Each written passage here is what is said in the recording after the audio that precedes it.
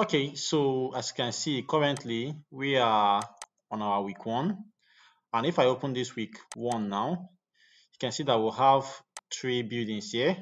One-story building, one-story building residential building plan, and then shopping plaza building, and 2-story residential building.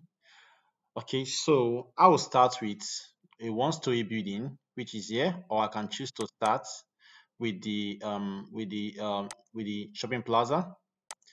So this is for the one-story building residential, and this other one here is for the shopping plaza. Okay, it's a very simple one actually, but it still is a shopping plaza, as you can see that. And this other one here is a 2-story building. So basically, if I do any of them, that means that you are going to use the other one for your own assignment. As you can see that this is a 2-story building, and if you look at this 2-story building, it has a cantilever. As you can see, this dashed line you're seeing here shows that there's a cantilever on this building plan. So whenever you see a dashed line on a plan, yes, a dashed line on a plan, that shows that there's a cantilever. As you can see here also, it's a dashed line. That shows that there's a cantilever. So if you check on this first floor here, you can see that this cantilever is now showing as a full block wall around this place here. Can you see that? Can you see that? Hello?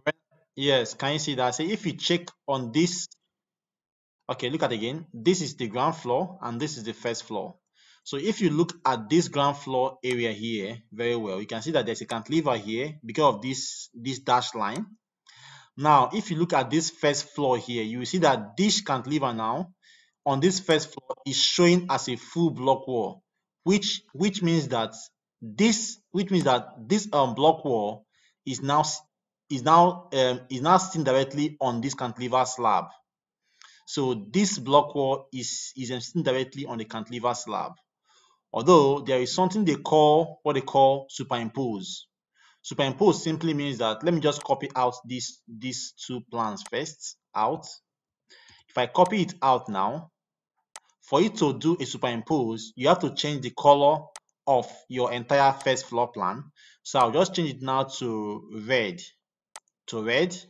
Now, once I change it, I'll have to block it by using block. Let me just type in the name and then block it. So you can see that I have changed the color of this one now. If I move it now, it will move as a whole object, the whole plan. Now, the whole idea of what they call superimpose is for us to superimpose this first floor plan on top of this ground floor plan to see where there is cantilever, or where there is if the two plans are not the same or if they are the same. So right now, when you're doing what they call superimpose, it is good to pick the very place that on the ground floor and the first floor that have the same point of similarity. So looking at this plan now, I would say that this very point here and this point has the same point of like they are both similar. So I'll use this point now as my what they call reference point. So I'll have to move this first floor now and now superimpose it on top of this ground floor plan. So I'll come here directly and come just on the minute now. I'll come here directly now and then let it just snap there. I want it to snap and then snap it there. So once I snap it there now, if you check out this now, you can see that. Can you see it now? This white one here is a ground floor plan, while this red one here is a first floor plan. So you can see that there is a cantilever. Can you see that? Can you see it there? Can you see this place here? Yes. Okay, that's fine. So that's how to know if there is a yes. So that's how to know if there's a cantilever on your building plan. Okay. Although this is just to show you that, but I'll be using this one-story building here as our case study. And if you look at this one-story building here, we still have a dashed line here, which also symbolizes a cantilever. Can you see this here? This dashed line here. And also around this staircase too, we also have a dashed line here, which also says that there's a cantilever. Okay, yeah. So this is a dashed line on the left-hand side, and also on the right-hand side here, we also have a dashed line here, which says that there's a cantilever on this building. Okay, so I'll be using this now and if you look at on this view, which is this front view, you can see the cantilever point here. Can you see that on this front view? And also on this side too, a cantilever here. Can you see that? Hello? Hello, Rinah? That one saying, look at cantilever here on this side, and also on this side too, we have cantilever here. Yes, I can hear you. I say on this side too, they also have cantilever here. Can you see that? There's a cantilever here. Yes. This one here is a cantilever. Yes, a cantilever here. Okay. So right now, let me just close up these other ones which I opened, because I'll be doing just the one-story building plan. So I'll close one up right now, and let's begin with this one-story building plan. So the first thing you have to do once you get your building plan from your designed architect, the first thing you do is to copy the plan. Don't work on the plan directly. Always have a copy so that in case there is any mistake, you can always have a reference point. All right. So right now, I'm going to copy this plan now and keep this here. So with this now, I'll be working directly on this my copied plan, while I still have my main plan here reserved. So with this now, I'll just have to remove all these boundary lines and all that. And then once you copied your plan, always perform your structural framing on your ground floor, because that is the floor that is directly on the foundation, and also that is the floor that is below. All other floors are above. So always begin your structural framing, which is your GA, on your ground floor. When I mean structural framing, yesterday I told you that structural framing simply means positioning of columns, your beams, and how your slabs are going to run, which is paneling. Okay, so right now I'm gonna just move this my ground floor a bit away from this first floor, the plan first, and keep this here. Then yesterday again, I also told you that once you get your building plan, the first thing to do is for you to do what? Study the plan. By you now studying the plan now, you are trying to check out all the features of the building or of the plan. And one of the features of this plan now is that it has a cantilever on the left hand side, and the cantilever is 900 length. Can you see that? 900 millimeter length. And then it also has a cantilever around the staircase here, as you can see this one here, around the staircase here. And the length, let me see, the length should be, this is 600. Can you see that 600? Okay. And then also it also has a circular columns that came with the plan. If you can see this green thing very well, it has a circular column at the back side here, and also has a circular column on the front side here, which is the porch, entrance porch, and also has a circular column around here. So this now I have taken note of this, that there is a circular column that is with the plan, and also it has a cantilever. So with this now, I have just studied this plan. So once you're done studying your plan now, the next thing now is to begin your structural framing. Now, when you are preparing your building plan for your for your design, you have to remove all the furniture symbols. When I mean by furniture symbol, I mean by all these dining like chairs and all that. You have to remove them. You don't need all those things. So right now, I'm going to remove all these things now from the plan. I'll just remove them from the plan. All these bed symbols, dining symbols, kitchen sinks, and all that. I'll remove them. Sorry, let me just don't do that first and remove all these things. So you don't need all these on your plan. And remove this bed symbol too, and these dimensions, toilet sink, and all that. Okay, I think this is a bit clear. Remove this, and then remove this columns, something cladding here. Remove them. All I need is just the column that came with the plan, if there is any column at all. Okay, that's fine. That's what I should remove. And this other one here at the back, this is just a column cladding, just to give fancy to the building plan. So this is not a structural element. So I'll remove them. And this also. Sorry, this one here. I think there are many here. Okay, that's fine.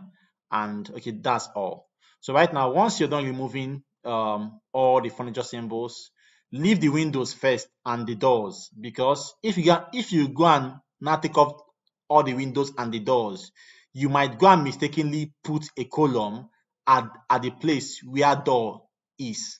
So always leave the doors and the window first when you are putting your column positioning and then performing your framing. It is when you're done putting all your column positioning that you now go ahead to now go and remove your doors and your window symbols.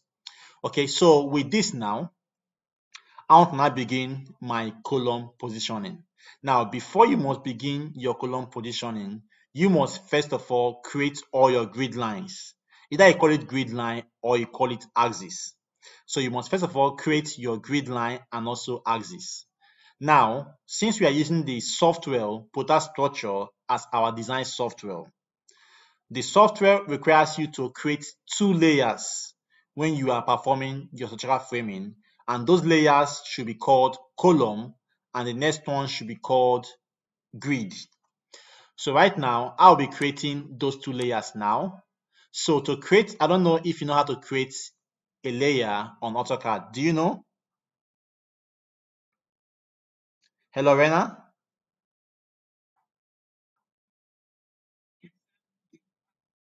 Okay, so right now, I'll just quickly create a layer right now on AutoCAD and call the first layer column and call the second layer grid. So right now, I'll just create this now. I think I already have a column here. So let me just rename that. Let me just change those names and then create them afresh. Sorry. Okay. So right now, just create the first layer here and call it column. And then I'll have to change. I like to use a different color for my color. I like to use green, although you can use any color that you want. And then for the line weight, I like to make it more visible, so I can use 0.5 or 0.3. Let me just 0.5, 0.50, and then say okay. Then I'll also create again now for the grid line. So I'll come here anywhere right now and create here and then create grid. Okay. I like to choose maybe yellow, or yeah, yellow is okay. Yellow for my grid line. Okay, and then come here for my line weight, just use 0.05, and then maybe line type I can choose dash or anything. Let me just choose this one here and then say okay. Okay, so but the main thing is for you to create the two layers, call it grid and call it column. All these colors and line type, they are just on your own on your own choice. Okay, so right now, once I have done that, I want to begin to now create my axis, so or like my grid line. So right now I'm gonna make my grid line active. I'm gonna make this grid line active. So right now, once you make your grid line active, you have to make sure that this place, which is this color property, is by layer. This line type is by layer, and this line width is by layer, so that it will take all the things that you have set on this layer. Okay, so right now, to now begin to create our axis, it is good to use what they call construction line when you're creating your axis. So by using that right now, I like to use shortcuts when I'm using AutoCAD. I would like to type XL. XL simply means construction line, although you can still get that line here around I think this is the line here. As you can see, it says construction line, but just to use a shortcut now, I'll type XL. XL simply means construction line, and I'll type enter. And then I want to begin to create my vertical grid lines. I'll type V right now and then press enter. Automatically it will give me my vertical grid lines. You can see that. So right now, I'll now begin to place this. I think this dash line is too faint. Let me just go and use a solid line for my layer, for my line type. Let me just go here and choose a continuous line. Let me just come here. Okay, like I said, those line type and the color doesn't matter. The main thing is for you to name it grid and column. Okay, so again, right now I type XL again, enter, then V, enter for vertical. Okay, so when you're placing this your axis or your grid line, you must make sure you place it at the center of the wall, at the center of your block wall or the wall. So right now, to be able to locate your center of these walls right now, I would say you should just use line, L, enter, and just divide this line, this wall into two, and then type your again XL, enter, V, enter to place this grid line now. And once you have done that, immediately remove this one that you use for your division line. E, enter, that's erase. So I don't know if you get what I just did right now. Any question for that?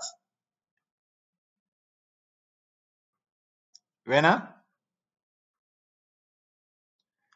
Hello, Rinah? What do you say? Yeah, what do you say? Yes, I can hear you. O- Okay, okay. So what I'm trying to do, okay,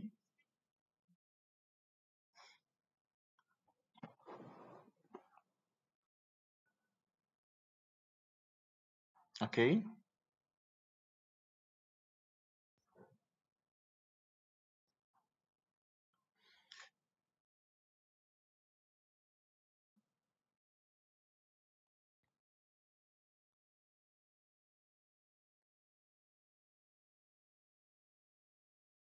Pa yes, perfect. Yes, correct, correct. That's true. That's true. So once you have created that line now, you will now insert that your grid line at the center or the midpoint of that line which you created. That's perfect. That's good. Yes. Okay. So right now you can see that we have just established our first vertical grid line. As you can see that. So with this now, just to save time for doing the same thing, I can choose to copy this grid line now by using CP or CO. CO simply means copy, and I'll choose a reference point here, which is the outer wall. So once I choose this now, I'll begin to now paste. But while you're pasting, check if the wall has the same size, if they have the same thickness. So looking at all the walls now, you can see that they all have the same thickness. As you can see that they have the same thickness and wall sizes. So with this now, I'll begin to click on the same reference point and do this again here, and then again here too. So I'll put this grid line on every vertical walls, as you can see what I'm doing right now. And I'll go again and click this here. And I think I'm done with the vertical grid lines, and I'll press escape. Okay. Now, once I am done with the vertical grid lines, I'll now go and create for the what? Horizontal grid lines. So I'll still repeat the same step again, using line to divide the wall into two. I'll divide the wall again and then type my XL. XL simply means construction line, and I'll press enter, and I'll type H. H right now because it is a horizontal line I want to create, and I'll press enter. Automatically it will give me a horizontal construction line, and I'll place it at the midpoint of that line which I used to divide the wall, and automatically I'll now remove that line, else it when we export this plan to the software Protastructure, it will form as a grid. So always remove the line which you used to divide. Okay, so since I've created this now, with the same principle, I'll have to copy this line again and choose and type CP or CO, which means copy, and then pick from the reference point here. I'm choosing the outer wall. So if I choose an outer wall now begin to paste it on all the horizontal wall. I'll have to click again on the outer walls of where I want to paste that grid line, just to save yourself that stress of creating of going to divide each of those walls again. So with this now, I'll just use the principle of copy and begin to paste it, following that reference point of the outer wall. Okay. So I'll paste this again right now here, and paste this again here, and then this again here, and the final one here. Okay.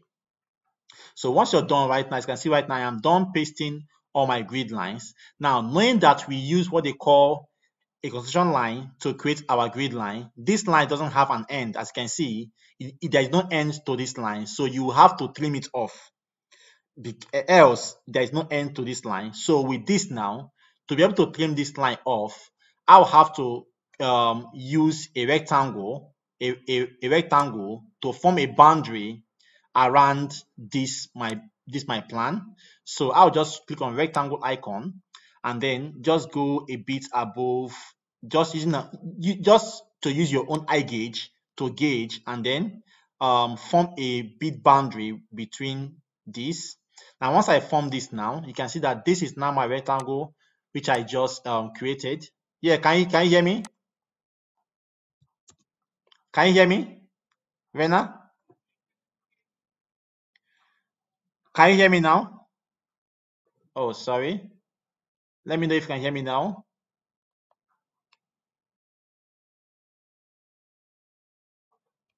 Hello, Rinah? Rinah, can you hear me now?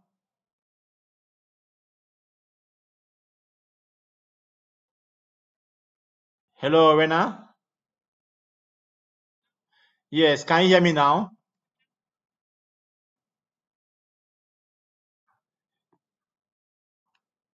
Can you hear me now? Network is poor.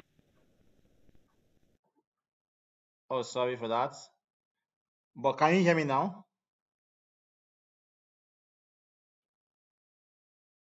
Okay, okay, okay. So as I was saying, I say once you're done inserting or creating all your grid lines, it is now time for you to, yes, can you hear me now?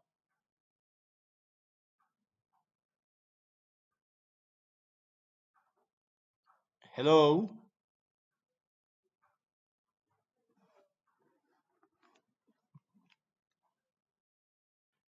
Hello, Rena?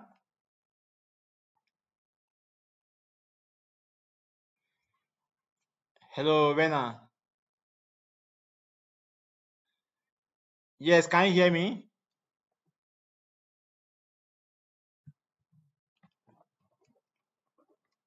Hello?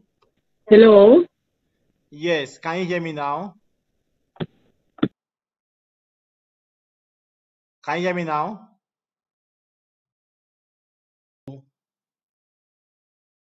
Okay, yeah, that's fine.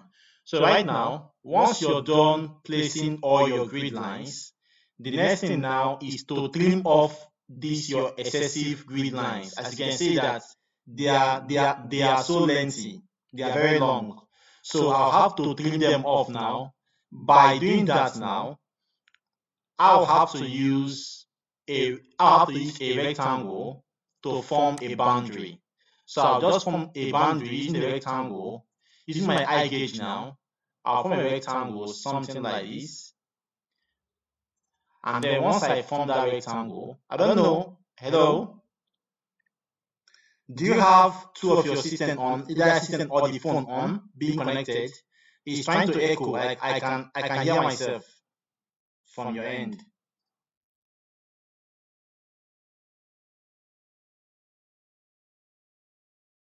Okay, that's fine. So right now, once you form this rectangle now, I'll now click on this rectangle now and then click on trim to now trim off these excessive grid lines here by trimming off this one, which are SS. Trim off this one also. Click here and trim off here, and click here and trim off here. So once I'm done now, I'll now remove this my rectangle that is here by using enter. E means erase, enter. You can now see that we have just done all our grid lines now. So the next thing is now begin to place our column positioning. Okay? Can you hear you?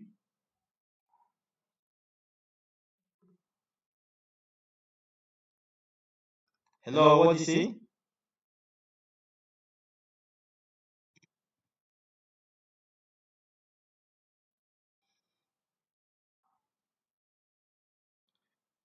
Yes.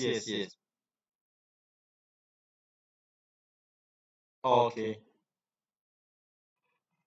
Yes. I can. Yes, I'm like doing that now. I'm on that. Okay. Okay. So, can you still hear me?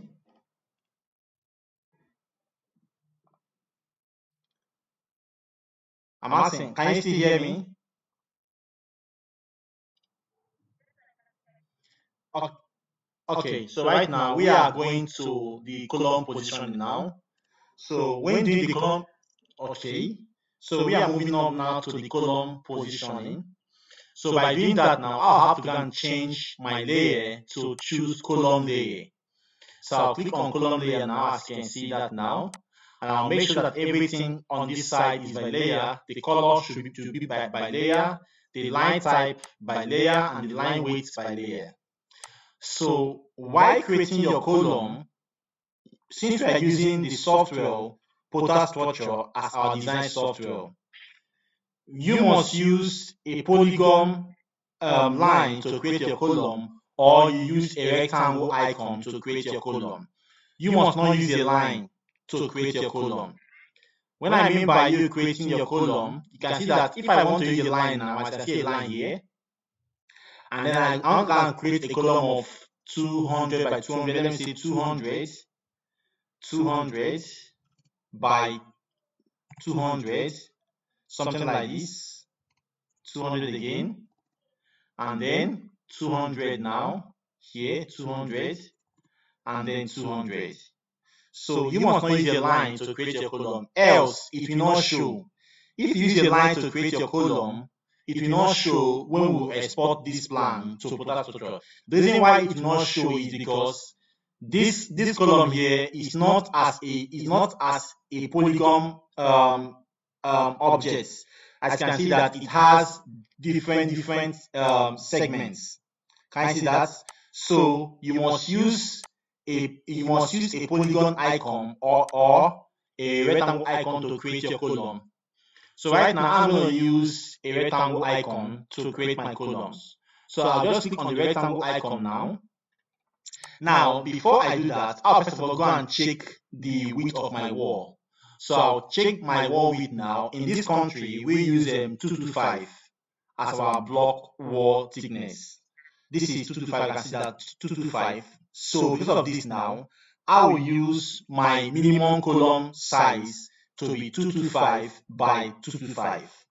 So with this now, I'll just go and click on rectangle here, and then I'll just click on anywhere first and type my dimensions of the column 225, and I'll press the tab key. No, on your keyboard you always have tab, so press that tab key and then type again 225, which is the width or the length, and then you will just have your column size there. If we dimension this now, you will see that this column is 225, as you can see it here, 225, as you can see it here. Can you see that? 225, okay. So right now, I'll just go and let me just take off this one that is here already. So I'll now copy this column here. I'll copy this column now. So I'll copy this column now from the center points, of the column.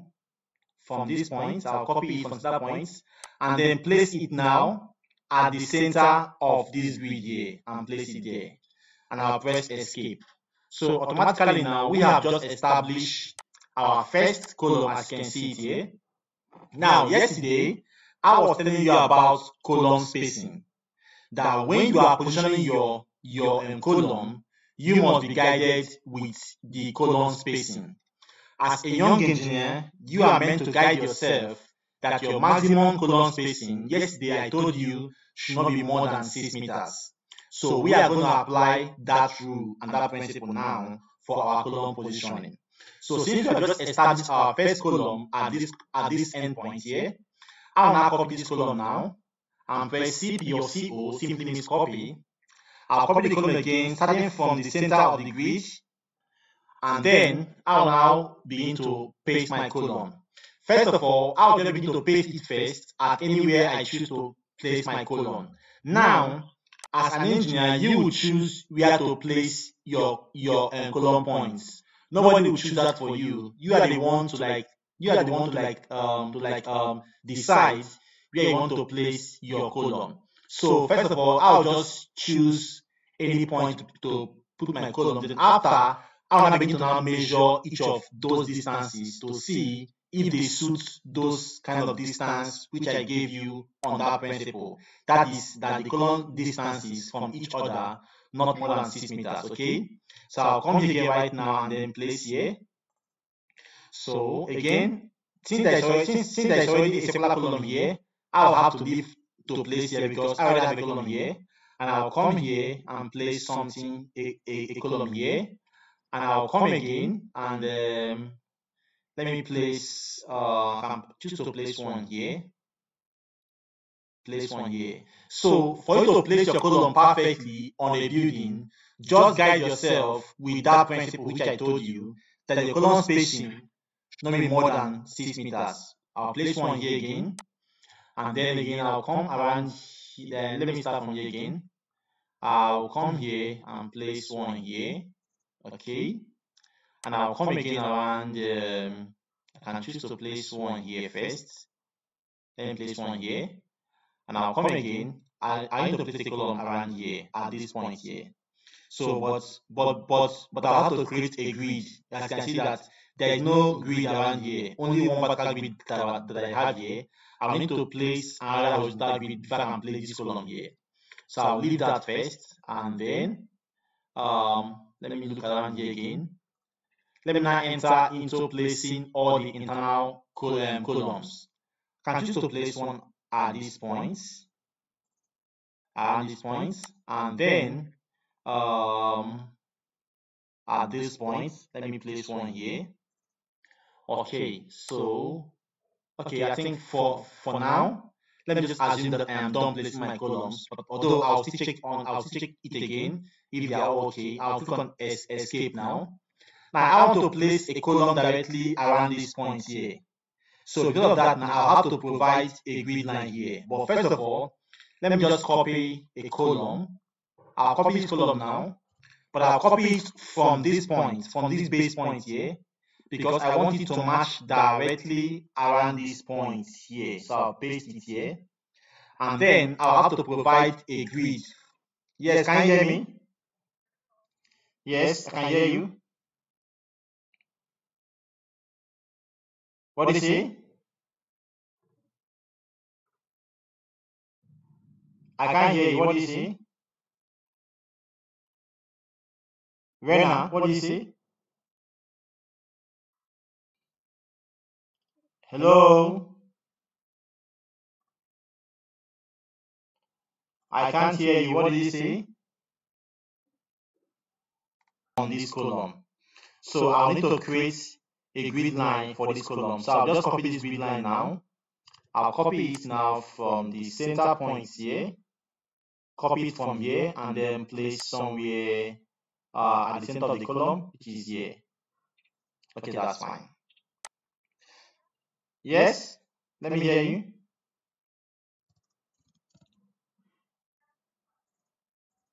What is...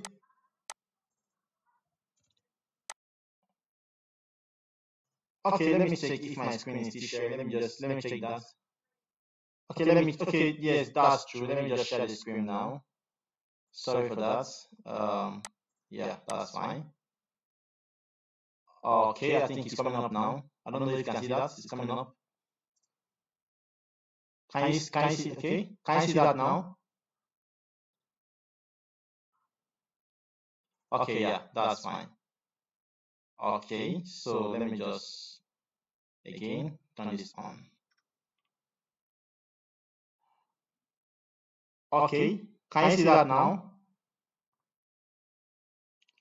You can see my screen? Okay, that's fine. Okay, so I just created the column here around this point here. That's what I just said. To create the column here. So as you can see right now, I have just position my columns. I would also like to now let me now begin to now measure those distances to see if they meet up what I want. So let me just choose 0 layer and then begin to measure.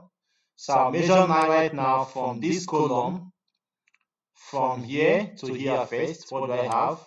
I have you can see that I have 3.45 meters.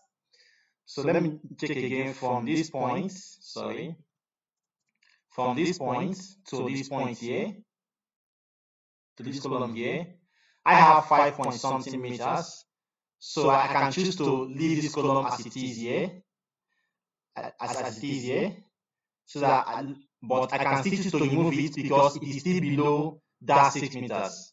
So since this distance, just look at what I'm doing right now, since from here to here, is below 6 meters, I can choose to remove this column from this point here.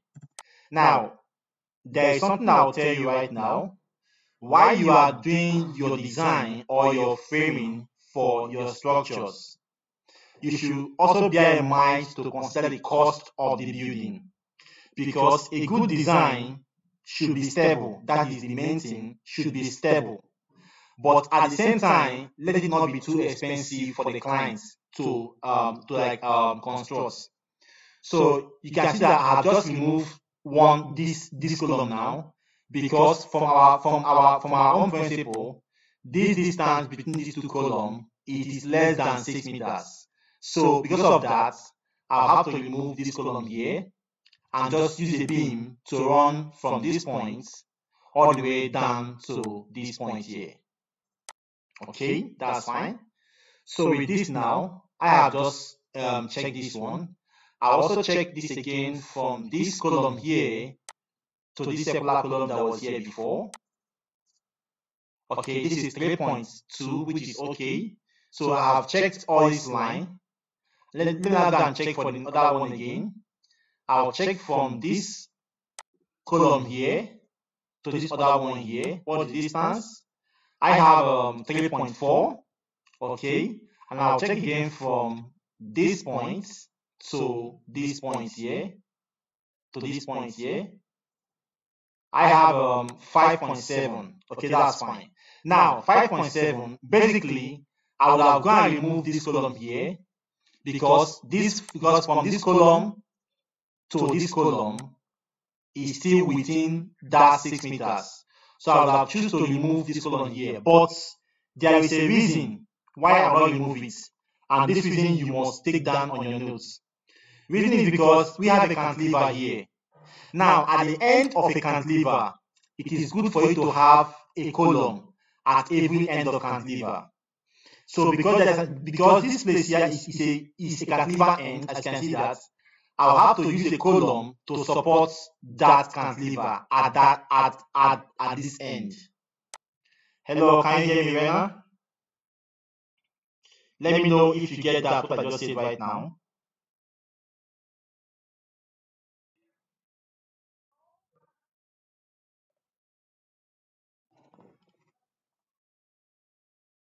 Okay, what I'll say that at the end of every cantilever, it is good to, sorry, can you hear me now?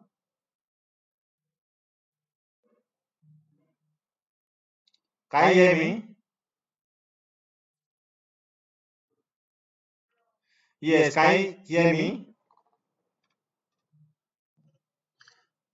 Okay, I say at the end of every cantilever, it is good to put and to have a column at the end of every cantilever. As you can see that this is a cantilever end.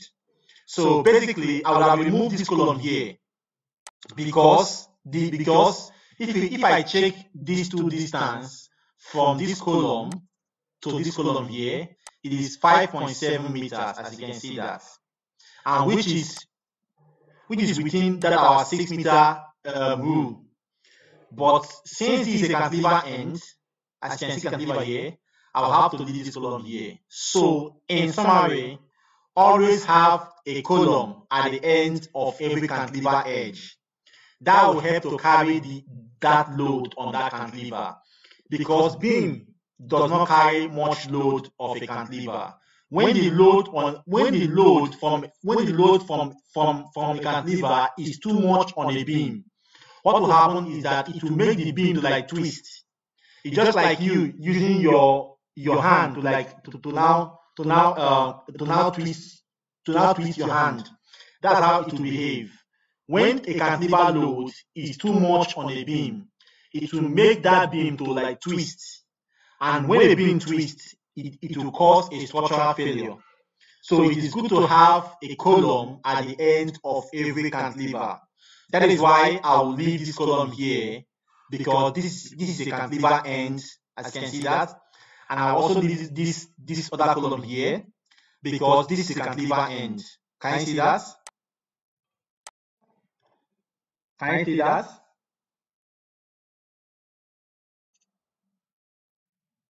Rinah?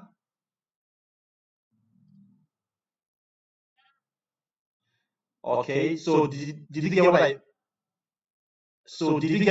just said?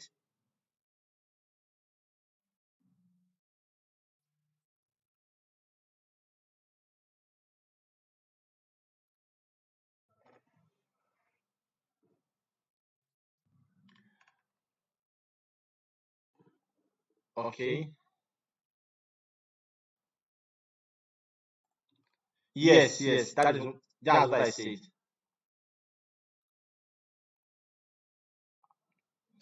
Okay, so what I was saying is that it is good to have a column at the end of every cantilever end. It is not good to use a beam to carry the load of a cantilever, because when the load from the cantilever is too much on a beam, what happens is that it will make the beam to like twist. It's like you using your hand to now twist your to now twist your hand. If you use your right hand to twist your left hand, that's how it will behave. So when the load from the cantilever slab is too much on the beam supporting it, it will make that beam to like twist. And when a beam twists, it will cause a structural failure. So it is always good to use a a column to carry or at the end of every cantilever slab. I don't know if you get what I mean from that point. Did you get that? Hello, did you get that?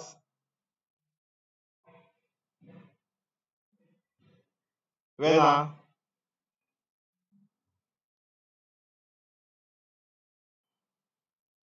Hello, Rena, did you get that?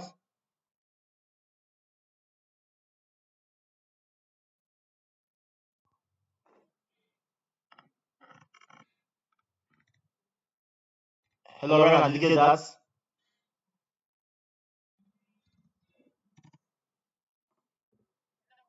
Yes. Okay, so I'm asking, did you get what I just said?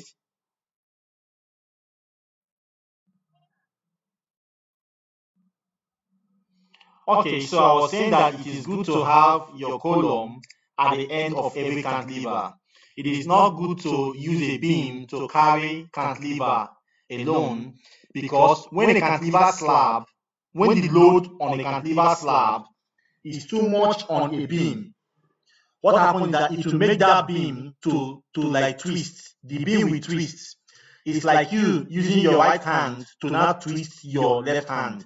That's how it will happen. And when the beam twists, it causes failure of the structure. So our advice, you always put a column at the end of every cantilever. Did you get that?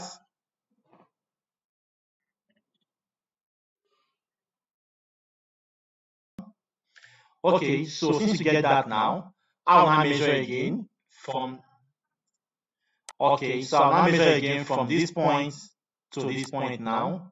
This is giving me 4.95 meters. So with this now, I'll have to remove this other column here, because this distance from this point to this point is 4.95 meters, which is perfectly okay. So I have to remove this now. Okay.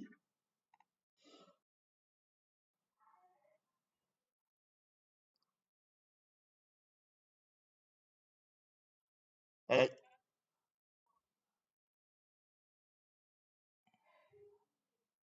exactly. Exactly. Yes, that's true. Okay. Okay, that's fine.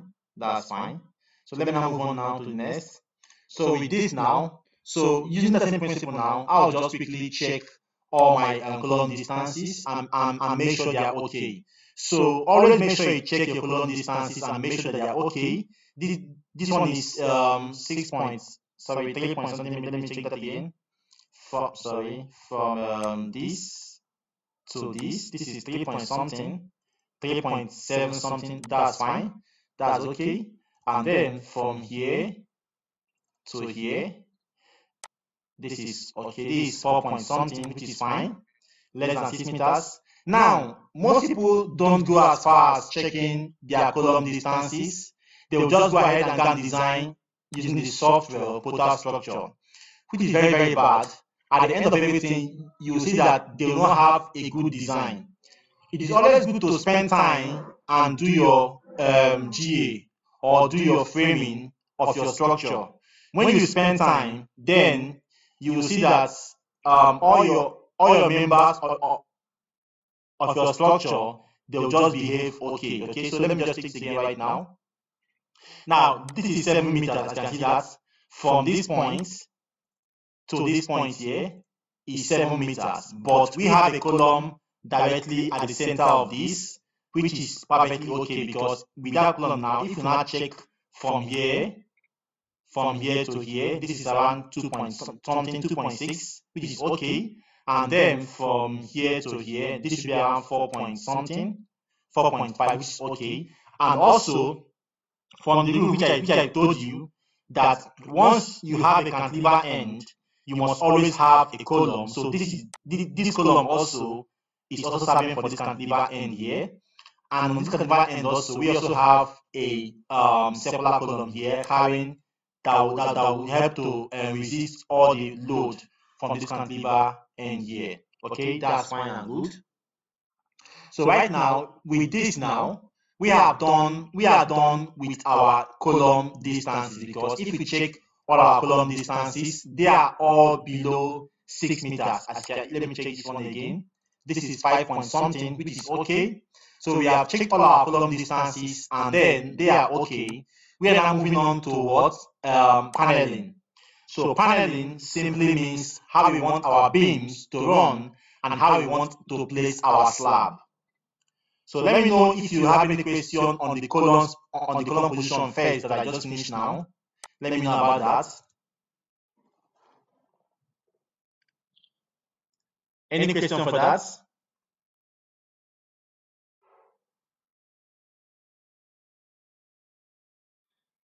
Rinah? Okay, so that's fine. Yes. Okay. Okay. What did he say? Sorry. Rinah, what did he say?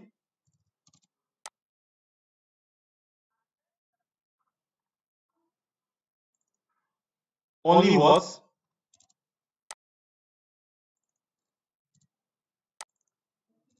Okay, okay, that's fine. So right now, let's now move on to. Okay, okay, that's fine. So right now, let's now move on to paneling. Paneling simply means how we want to have our beam placed and how we want to have our slab also spanning.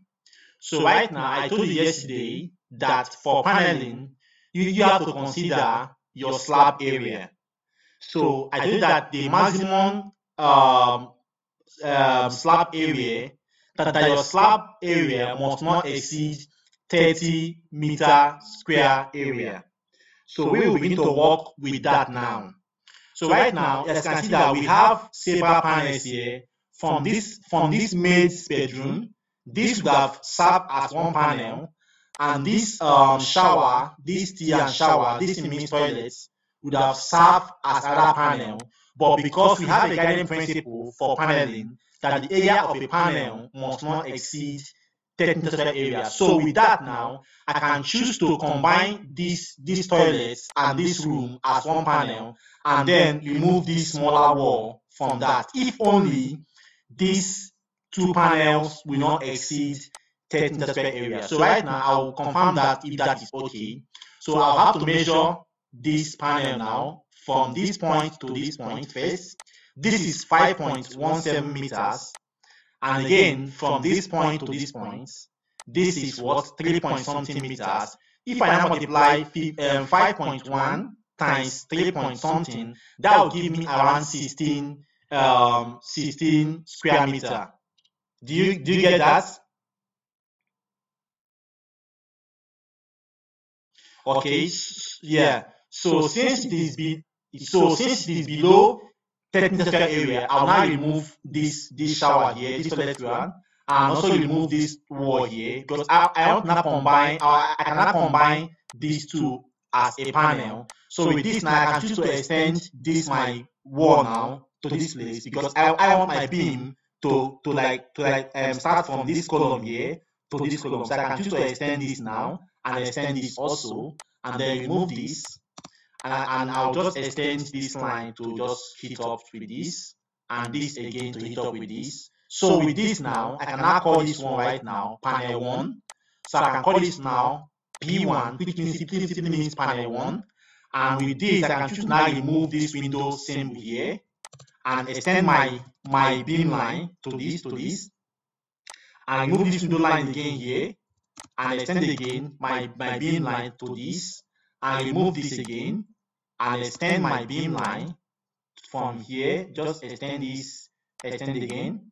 So you can see that we have just gotten one panel now, and this panel area is around 16 point something meters, which we have just confirmed from this with this times this. Okay, so we have gotten one panel now. So you can see how I have combined this small toilet here and the room here as one panel. So simply, I have just saved costs.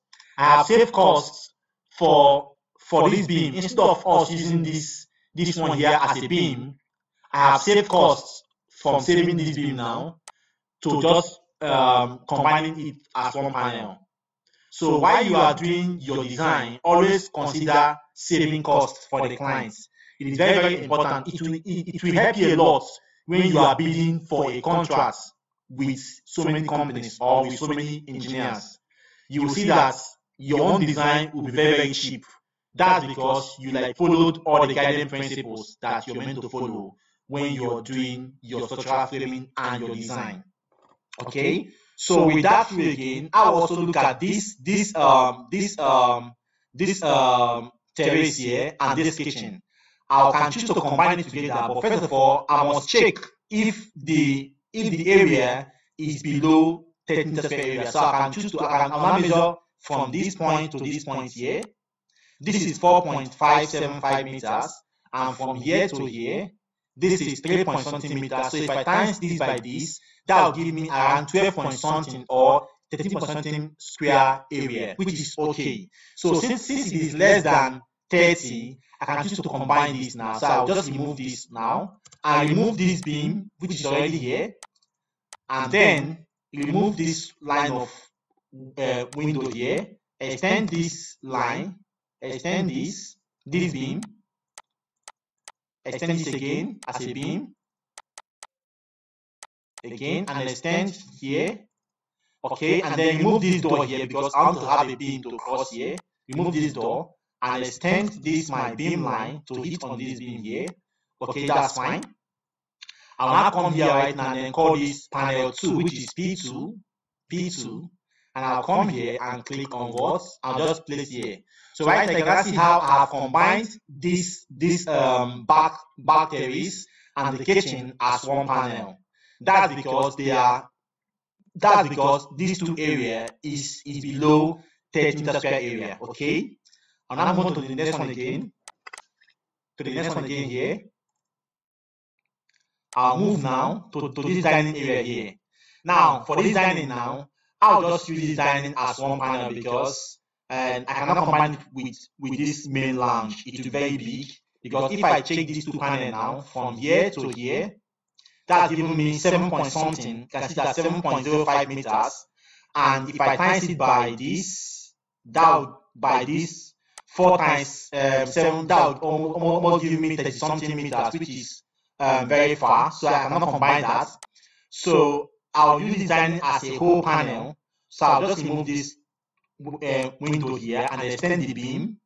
Extend this beam now and extend this beam also. Extend this beam. And then let me just change that to panel P3. Okay. And with this now, I'll also extend this beam to hit on this place here. So with this now, you can see how this place is. I want this beam here to be my main beam to carry to that one. So I'll just extend this one here and then trim off this one at this point. Okay. I'll remove this something here. Okay. Then on this staircase area is always considered as a void. Always considered as a void. And yesterday I showed you the very symbol of a void. That the void is considered as an X. So I'll just use this symbol of void now to form this staircase. So first of all, I'll remove this staircase symbol that is here before and use a void to void it. Okay. So our staircase doesn't carry slab, so we will have to make it as a void. I'll now form a void here. I'll use a void symbol. So this is a symbol for a structural void. Like this is a symbol we use for voids. So I can choose to change the color to either something green or yellow. Yeah, let me just choose this. Yeah, that's fine. Okay. No, let me choose green. Okay, so that's fine. So this is now a void.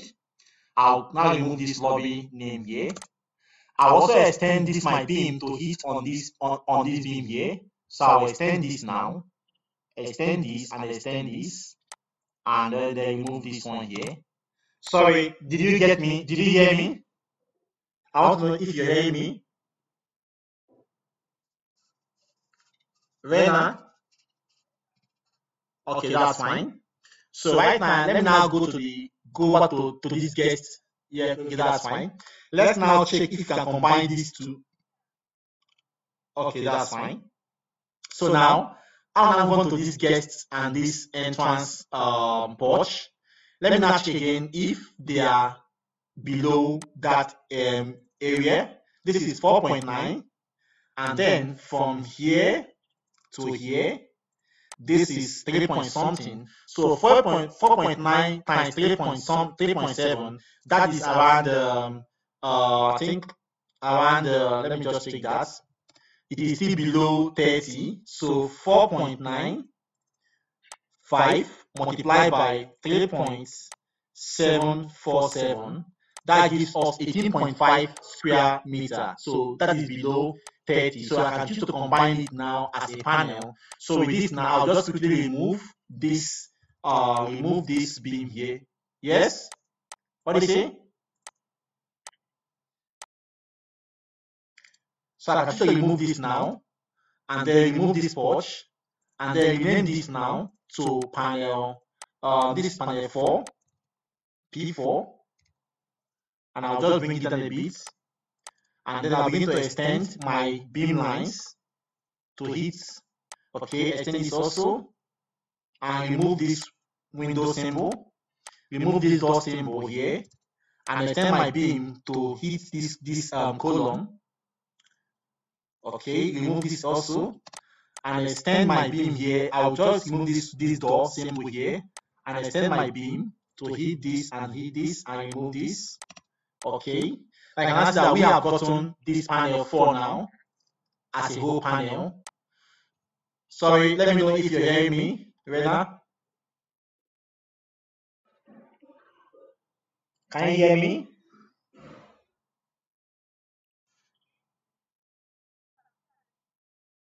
Okay, that's fine. So right now we are now left with this.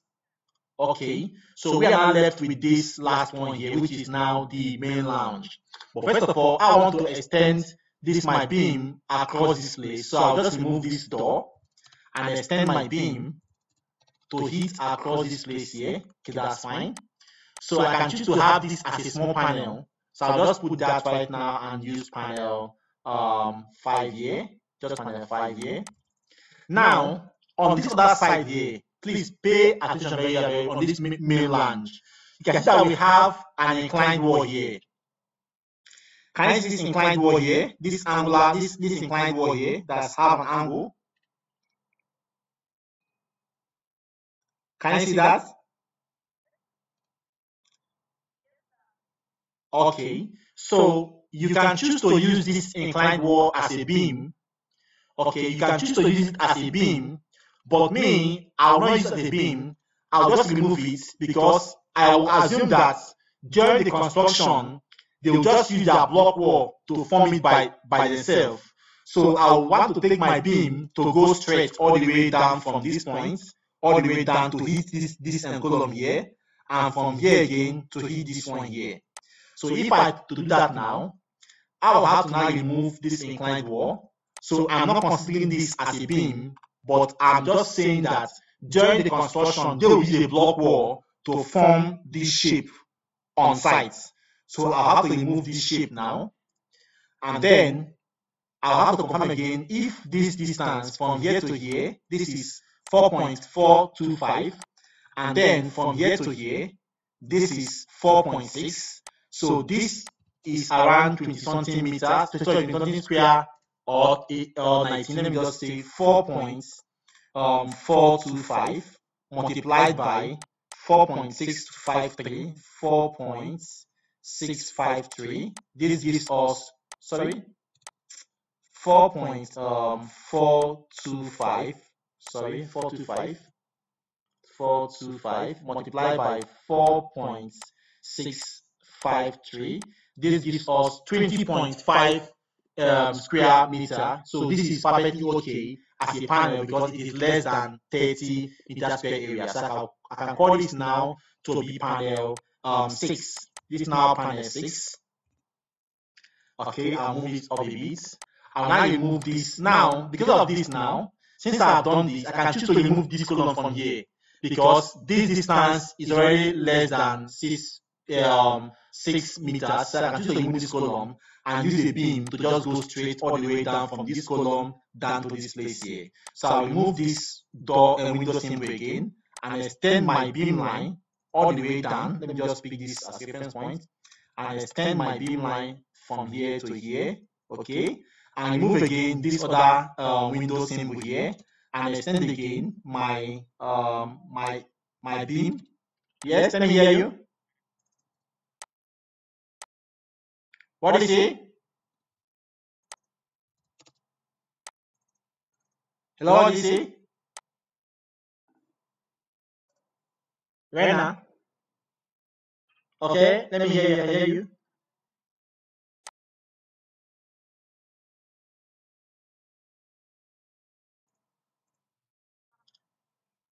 Okay.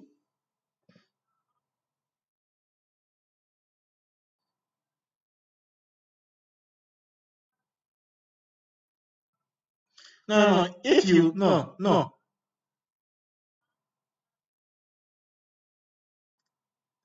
Okay, now let us go and look at the main original plan. If you look at the main original plan here, from this place, you can see that this column is not going all the way down. There is still a slab hitting on it. Can you see that? This is the column we are talking about here. There is a slab hitting on it. Can you see that? So it will not affect because there is still a beam crossing over it. This is the column. This is the column here. This is the column. So there is still. Can you see the column here? This is the column here. This is the column. Yes, so there is still a slab and a wall and a beam on top of it. So it will not affect. You hear that? Yes. It will not affect. Okay. Okay, that's fine. So right now, just remove these other things here and then make this. Okay, so right now, again, knowing that we have several columns that came with the plan, and these several columns might not be the same layer name that we saved it as column, because if you check these other ones here, they have all the columns as layer name as column. But if I check this now, it is not carrying a column layer name. So if you export this plan now to Protastructure, the software will not see this as a column because it is not carrying that layer name as column. So right now I'll have to change, I will just click on the column, this particular column, and change it to column layer. Can you see that? So that if I click on it now, it will be showing as column and no longer as it was showing before as ERE. So right now I'll just change all the secular column to carry the column layer name, so that if you export to the software Protastructure, it will be able to show as a column member. Okay. So with this now, you can now see that we have done our GA perfectly. Now, once you're done with your GA on your ground floor, it is good to copy your columns from your ground floor onto your first floor plan. The reason is because so that you'll be able to see if the same column position that you have on your ground floor will still be the same position that you have on the first floor, or if it is coming out on an empty space. So right now, I'll have to move my first floor plan down now, and then copy my columns, only my columns on this ground floor, and then paste it on the first floor to see if they are at the same points. So by doing that now, I'll just click on my column here. When I click on it, I'll have to right click. But first of all, just know that on this our first floor plan, you can see that only one secular column is going up, and these other two columns, secular columns, are not on this first floor plan. Can you see that? Can you see that?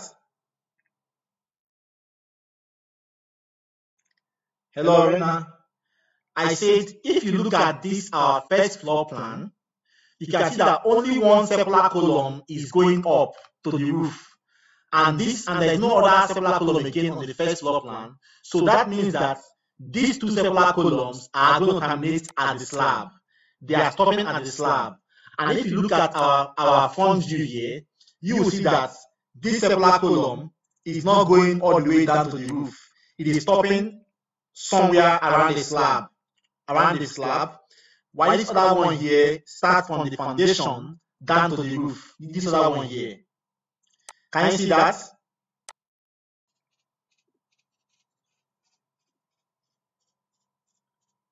Rinah.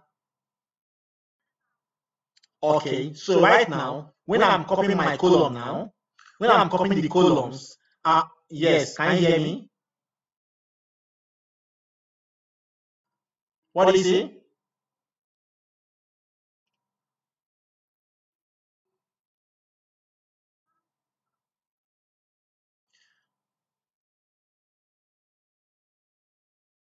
Okay. So I'm saying that if you look at our first, okay, but can you hear me now?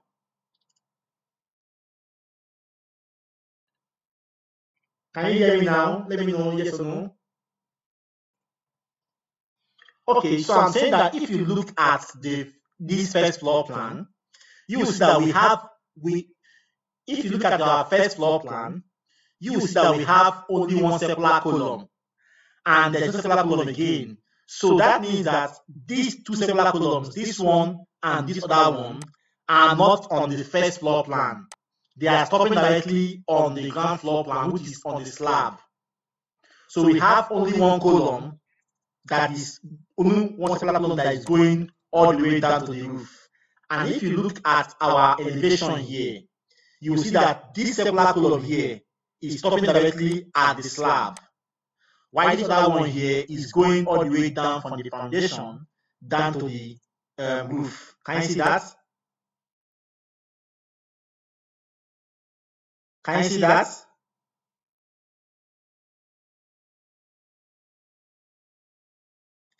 Rinah. Hello, Rinah.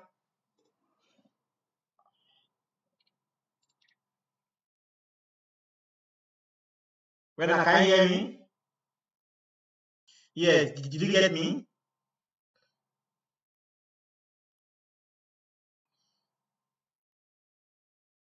I'm asking if you get what I said about the circular columns.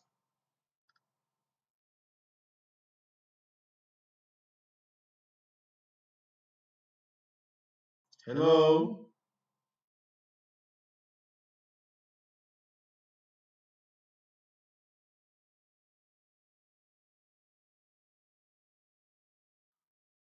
Now, so to copy our column now from the ground floor to the first floor, what do you say?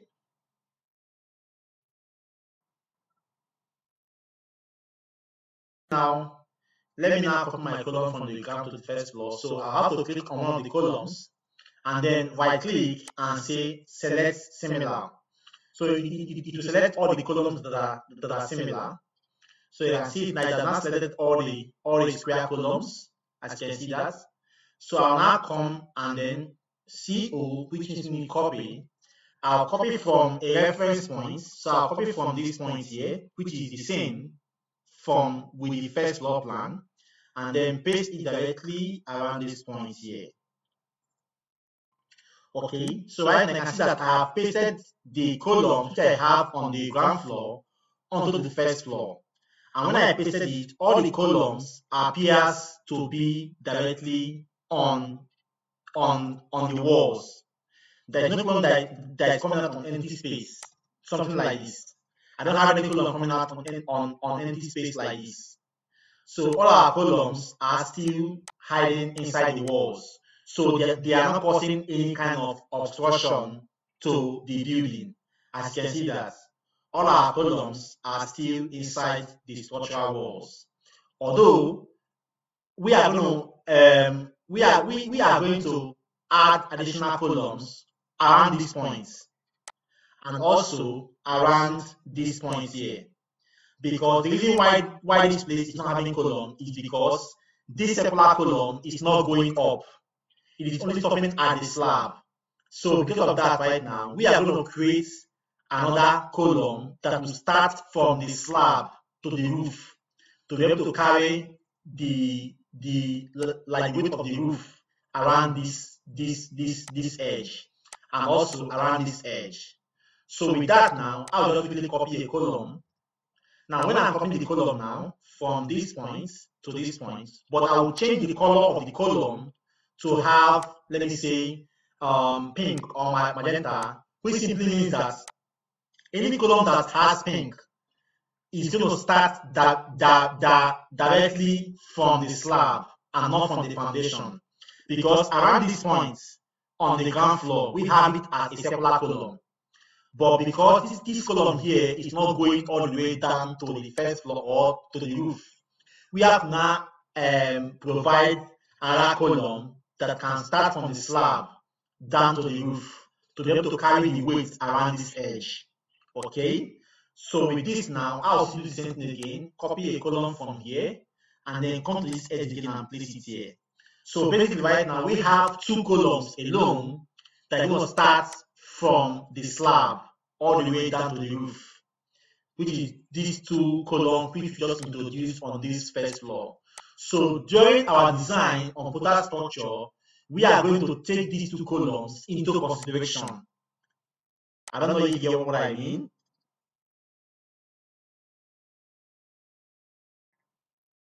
Hello? Okay, so right now, we have just done a column superimpose. Okay, so right now, we have just done a column superimpose on from the ground floor to the first floor. And we have seen that all our columns are at a good position that it is not affecting the like the structure in terms of beauty or in terms of causing any kind of obstruction to the people using this building, because all our columns are still hidden inside the walls, as you can see that on this first floor. Okay, that shows that all our column positioning on the ground floor are very good, because they are still at the same point on our first floor. Okay, so basically this is the end of the structural framing for this structure. You can see how we moved, how we started so far. We have to copy the like the plan, and then right now I am trying to do what they call summary. So you can see how we copied all the plan and then came to a different point, and then removed all the furniture symbols that was on the plan. Also, we also studied our plan to know where we have cantilever and to see if the ground floor plan and the first floor plan, if they are the same. And we now notice that there is a cantilever somewhere around this point on the ground floor, and also somewhere around this point on the ground floor too.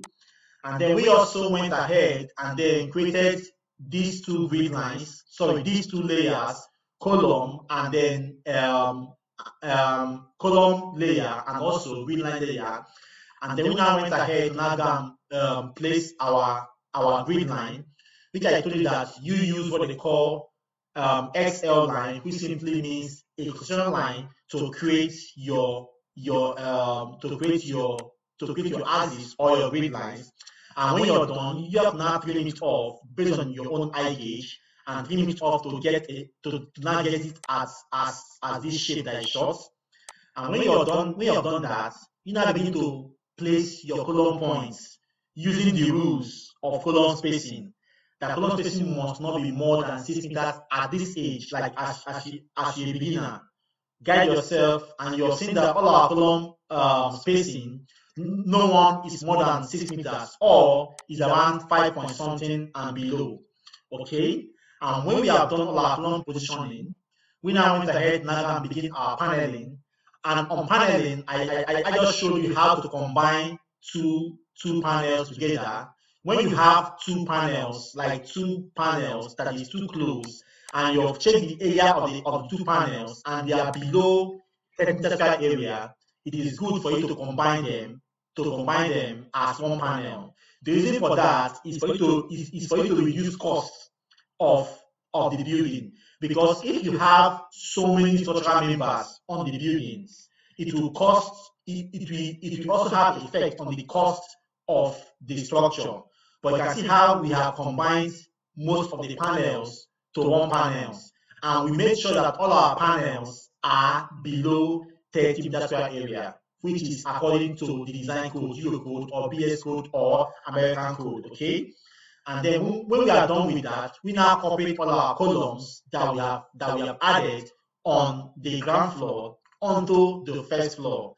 And the reason for that is to check if the column points that we have put on the ground floor is if they are trying to appear well on the first floor, or if they are causing any kind of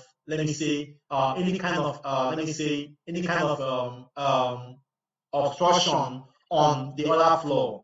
And by doing that, we saw that all our columns are still at the right position. They are not causing any form of obstruction. And then we now have to add these other columns, because this place was at free end, and this place will need a column to be able to carry the roof. So we now have to add a column here that will start from the slab and not from foundation, to be able to carry the roof of around this place, which is directly around this place here, which is this area here, this area here. Yeah, there should be a column here which is directly on the cantilever slab around here. Okay, so you can see how we have done all that. So by you following all these principles, you can be able to perform any kind of structural framing for any structure. Okay, so also I'll send you this video which I just did right now, but in case any parts that you missed based on the service, or let me say based on the problems that we have on our network, you can be able to follow it up and then grab everything without missing any part of the video. Okay, so right now I'll be sending you a file that you are going to use for your own practice. So I'll send you let me send you a file for your own practice. I'll send you the shopping plaza, which is still a one-story reading plan. Sorry, let me just go there. Which is still a one-story. Let me go to your folder. Yeah, this is the folder. So I'll send you this shopping plaza here, which is still a one-story reading plan. I can see that. So you are meant to position your columns, put your grid lines, and try to combine your panels if they are below the technical software area. Okay, so I'll send you this plan now, and I expect you to finish it up and send it back to my email. Let me see what you have done so far. So let me just put it on your email right now. Sorry, not this other one. Not this one. Let me open my email for that. Yeah, this is it. So I'll just I think I sent you an email yesterday. Let me see that. I sent you an email yesterday. So I'll just reply it now, and then go and drag it inside here. Okay. So I'll call it now project 1, project assignment 1. Okay, 1. So I'll check your mail now if you get that. This I've sent to you. Confirm if you get that from your mail.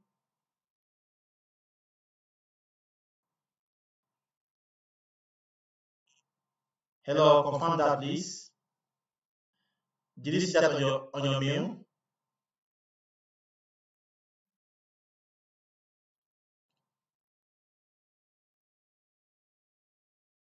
Okay, confirm. Let me see. Let me know. Check your mail again. I think since I did a reply, it might take some time to come. But check again. If you didn't see, let me send again. Let me just resend again. Okay, let me just resend again now. Just check again. Send. I'm coming. Let me just resend again. Let me just resend. Have you seen that? Okay, that's fine. Okay, that's okay. Yes, I can hear you. Yes, I can hear you. Okay, that's fine. Okay, so you're meant to do that assignment by doing your framing for that building and send. Okay, yes.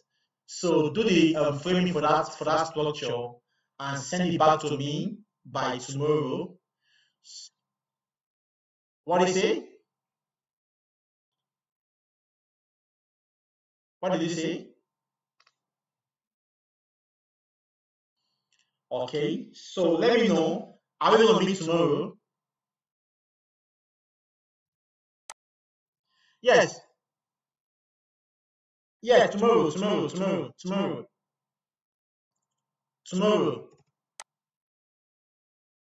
Okay, so that will be on Monday. Monday is okay. Monday is perfect. Okay, Monday. So submit it on Monday. Submit it on Monday afternoon, so that by Monday evening during our training we can just do a review to see what you have done and then correct you on that. All right?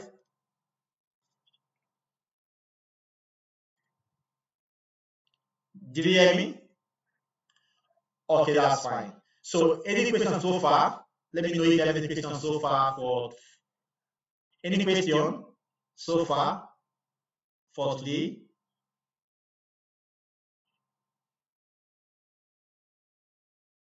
No, I'm asking a question. Do you have any question? Okay.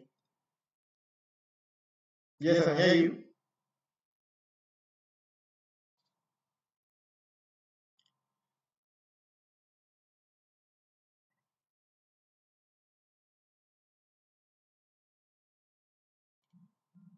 Okay, okay. So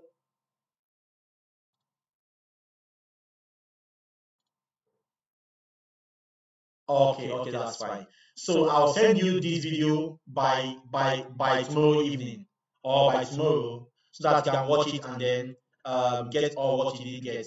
Right?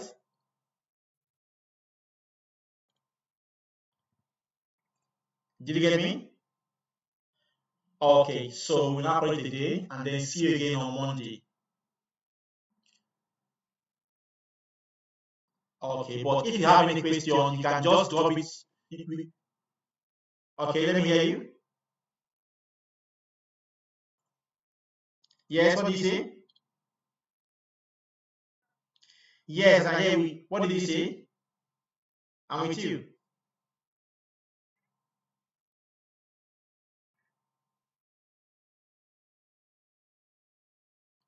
Send what? Send the video.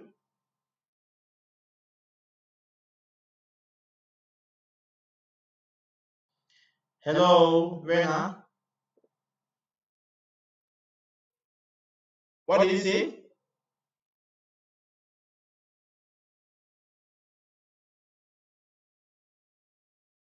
Hello, I didn't hear you. What did you say?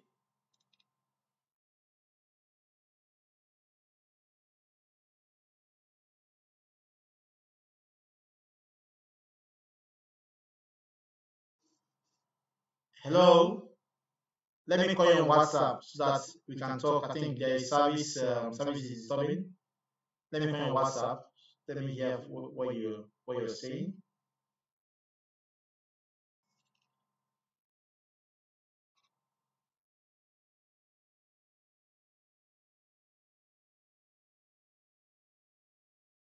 Hello.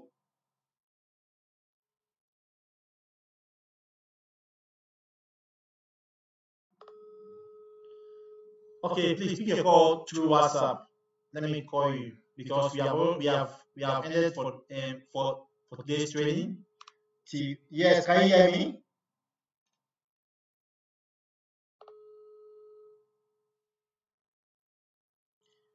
Hello.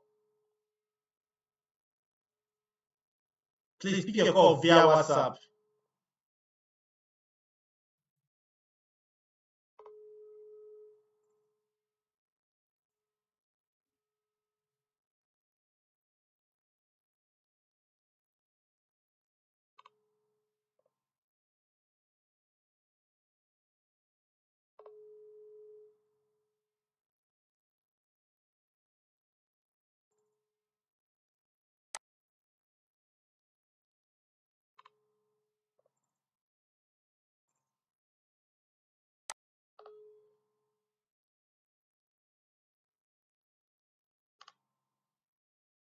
Okay.